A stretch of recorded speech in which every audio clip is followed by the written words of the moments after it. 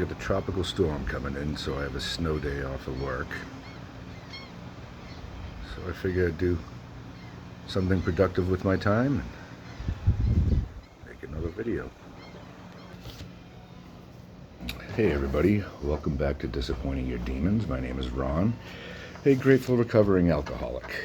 It is a Tuesday morning here on the island of St. John, and we have a tropical storm coming in today. So like I said, we've got a bit of a snow day, and don't have to go into work, and was thinking, might as well, like I said, do something productive with my time, make a video. Yeah.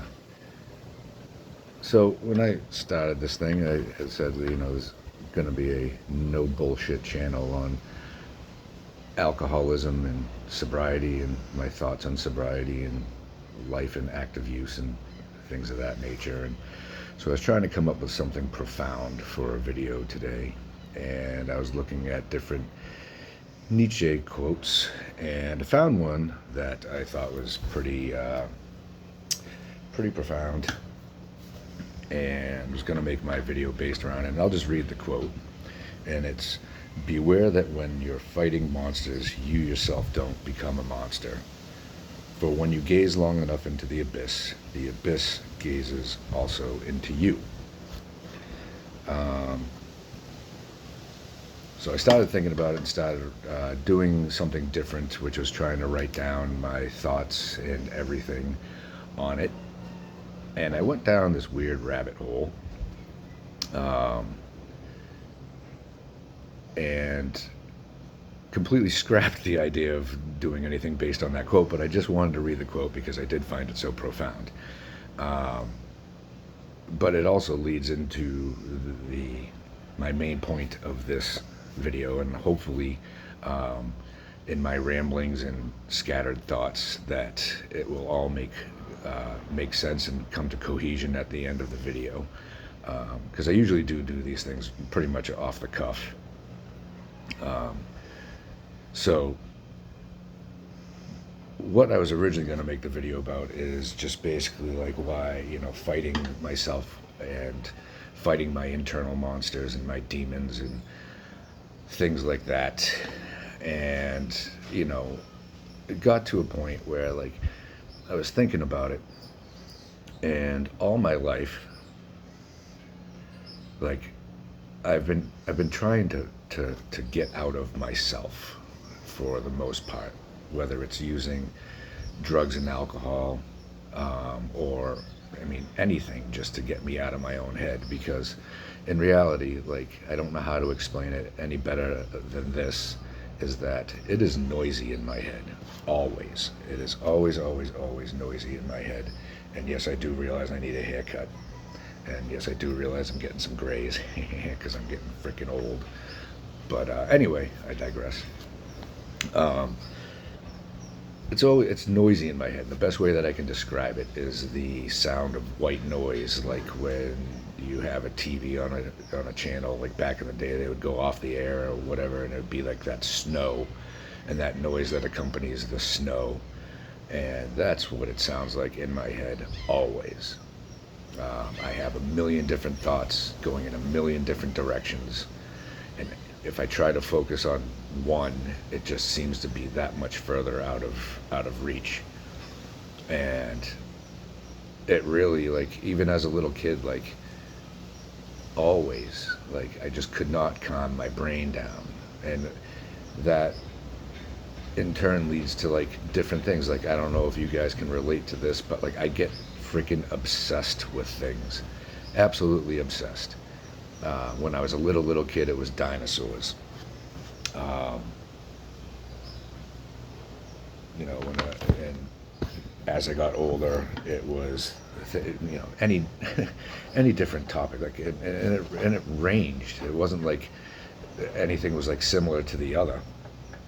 It was always like, I got obsessed with dinosaurs. I got obsessed with anime. I started drawing anime, thinking that I was going to be a manga creator or something like that. I got into writing. I've always been an avid reader. I've read the Bible cover to cover twice. Once when I was a little kid and I was forced to, and then once as an adult to see what all the fuss was about. But also, I would read novels. One of my favorite all-time book series is the Dragonlance series, fantasy, you know, Dungeons and Dragons, sword and sorcery kind of thing. But I also would read I got later on in life got into post-apocalyptic fiction. The Road by Cormac McCarthy is one of my favorite, if not my favorite, all-time book. But then, think I got get obsessed with cooking, get obsessed with golf. Decided I wanted to be an author at one point, so I got into writing. Music, of course, was a big thing, as I've explained before. Like, I started playing the bass when I was 16 years old, and the guitar, and got obsessed with that. Thought I was going to be a rock star at one point, and I wasn't, but I got kind of close-ish, not really. Um, Hockey, freaking you name it, I got obsessed with it. And then also the type of person that you know, I've read at one point, it was almost every single issue of National Geographic, because my father, for some reason, started collecting them. And the first one I remember reading was from 1977, and on March 1977, the month I was born, and it was about King Tut. And ever since then, I was hooked on National Geographic. I can't tell you how many I've read, but it's a lot. So I guess my whole point in saying this is that not only I would try to get out of my head with drugs and alcohol, I would try to get out of my head with anything, just anything to get me out of myself. And my point to all this is that, my point to all this is that I think with alcohol, so I was also diagnosed, I was the type of kid that was hyperactive, defiant, absolutely, even before drugs and alcohol. I was defiant. I'm still defiant. My wife seems to think that I have ODD and other behavior disorders. I mean, she's not a psychologist. I'm not a psychologist. We're just a couple of people that live on a rock in the middle of the Caribbean. No college degrees or anything like that, but we're still fairly educated people and intelligent people. So, but anyway, she seems to think I have behavior disorders, which I probably do. But I freaking hate labels. Like, when I was a kid, in the early '80s, maybe mid '80s, whatever, school made me go to this place called the Kennedy Center to get tested because I was just such a problem in school. And doctors came to the conclusion that I was just hyperactive and bored, which translates now to ADD or ADHD or whatever. It probably would have been labeled that at some point. Hold on, the car bar just coming through, so I'm gonna have to pause it because it's noisy. Sorry about that. Where was I? So they labeled me, and I've always been labeled something. Now it's I'm an alcoholic, an addict, and I'm not to say that I mind any of that, really. I guess, I mean, I do hate labels, but I mean, it is what it is. It's what I am. But anyway, oh God, sorry about that again. So sorry, I lost my train of thought. Somebody interrupted me.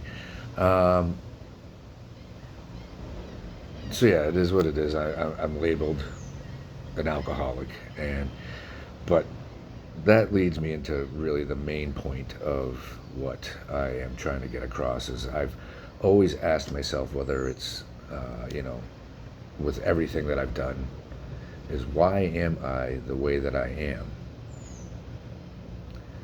And I honestly don't really have a good answer for any of that other than, just this is the way that I was made.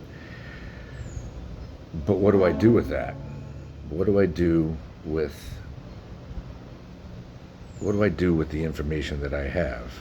And now also being sober, I have nothing to quiet the noise and the chaos that was my life for essentially 47 years. And going back to the reading thing, one of my favorite authors is Douglas Adams, and specifically his series, The Hitchhiker's Guide to the Galaxy. And one of the things in that book is the number 42. Now, I'll get into that in a second. But I've been seeing the number 42 pop up randomly, and it's really weird, and it's not even in the context of Douglas Adams' books. It's been everywhere, though, for some reason. Just seeing the number 42. And so, in sobriety, we kind of told, like, don't live in the past, don't shut the door on it, but don't live in the past, live in the day, and live in the day and don't, worry about tomorrow, because tomorrow is tomorrow's problem. And I like to simplify that by just saying, it's a problem for future Ron. And so in that, like, I try not to worry about, like, what I'm going to fill the chaos with. I'm not worried about what tomorrow is going to bring. I'm living in today and concentrating on today and not drinking today. But back to the number 42. So a lot of people just think that, Douglas Adams and, a lot of what he says in his books is just kind of like there for comedy, doesn't have a whole lot of meaning to it. But actually, I went down the rabbit hole this morning and started really like looking into it, and it's he had a lot of purpose behind his writing. And now one of the things was that he was back then a computer programmer, an avid computer programmer, and and computer program is like, I don't know how to pronounce it, or how it's supposed to be said, but it's ASC, like 2, II, maybe ASCII, I don't know. But in that computer programming language, there's an asterisk as part of it when writing code, and so the asterisk in the code writing apparently means just it could be anything, any variable.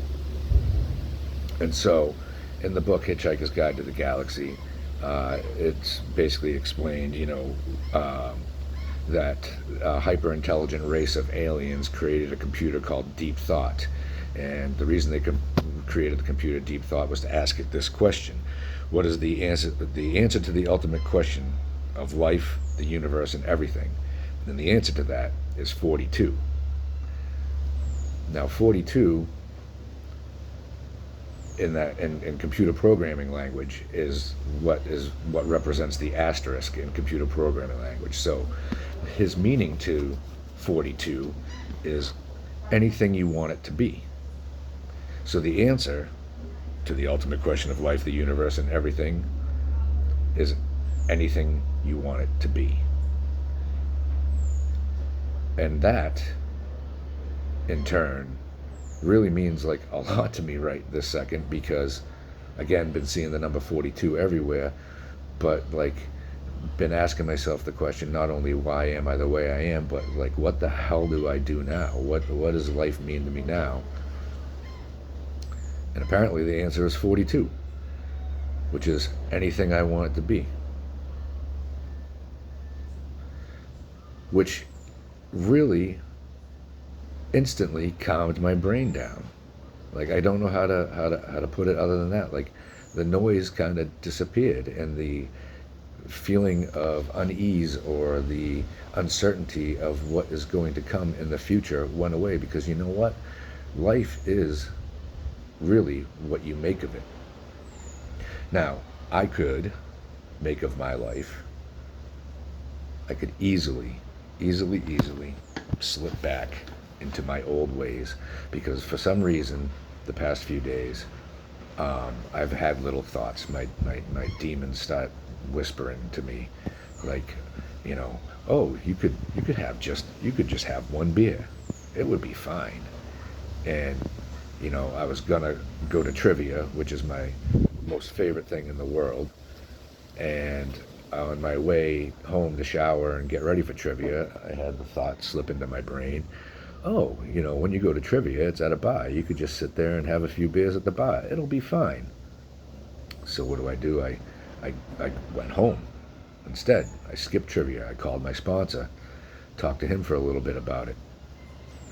And then on Sunday, I, did that video about anger, and that I went to the beach and I thought about maybe going to breakfast, and the thought crept into my head, oh, you could have your screwdrivers and your coffee with Bailey's and Frangelico, and it would be fine. And so I didn't go to breakfast.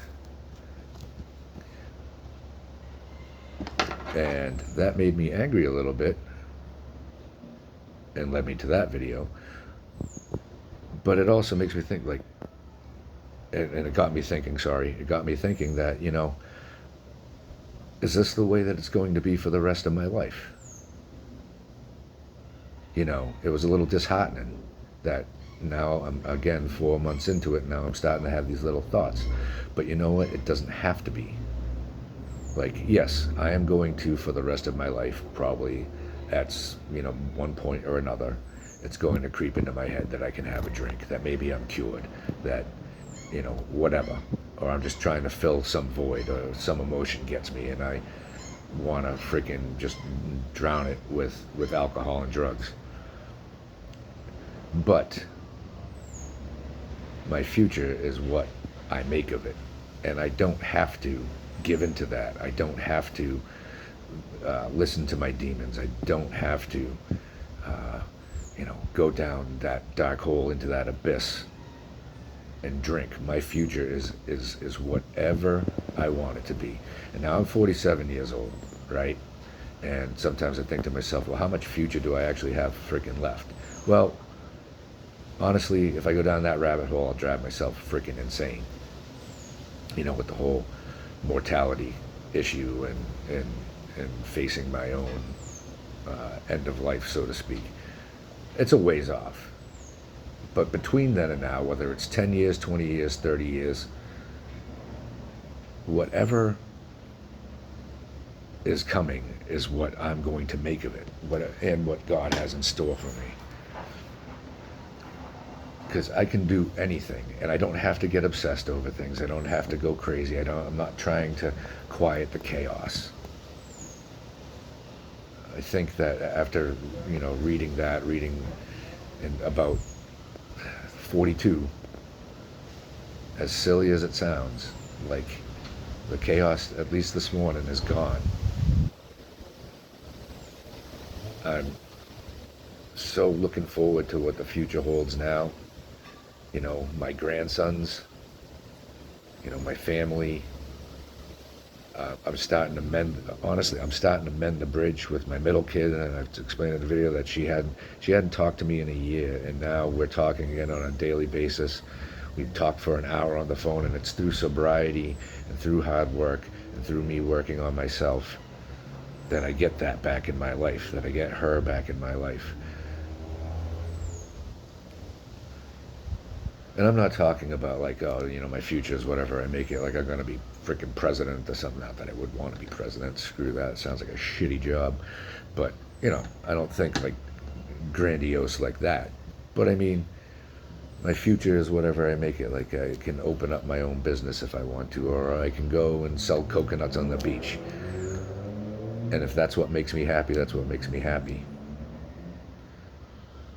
But I do know one thing.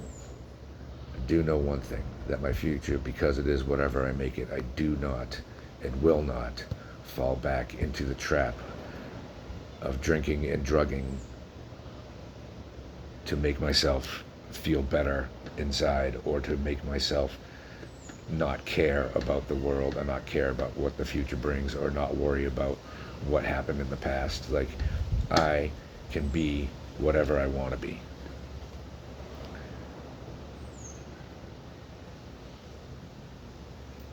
And if that means like I go back to writing or whatever, because I have thought about writing a book again lately. I got some pretty crazy but cool ideas in my head of what would make a good novel. I can do that.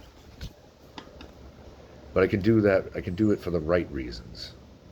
I can do it for the right reasons of just wanting to write a book because I think that it'd be something cool to do, not because like, oh my God, like life sucks and I've got all this shit going on and I just gotta escape. So just remember, like, life, it's just all in what you make of it. It really is. The future's the future, and it's not to really worry about. And I guess to close it out, uh, don't forget your towel. I guess that's all I got for today, guys. But if you made it this far, thank you so much for watching. Please like and subscribe. Comment, please comment. If any of this resonated with you, I do answer all the comments. And yeah, just take it one day at a time. And just have a blessed day.